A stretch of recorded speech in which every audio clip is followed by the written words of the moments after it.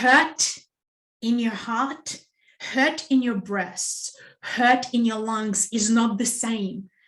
And one of the biggest confusions that people go through, especially when they are working with my book, The Secret Language of the Body, is that they look up the liver, they look up their lungs, they look up the neck, and it might say hurt, and they think it's the same thing, and it absolutely is not.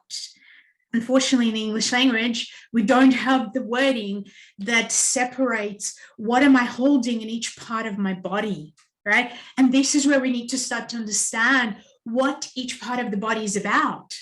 So my heart is about relationships, right? So the hurt that I'm going to hold in my heart is going to be very connected to my most intimate relationships.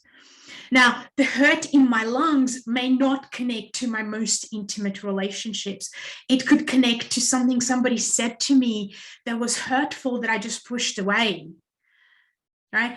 When I connect to my throat and I have hurt in there, it might relate to the fact that I'm not actually speaking about it. I've just pushed it away and suppressed it. I didn't say anything.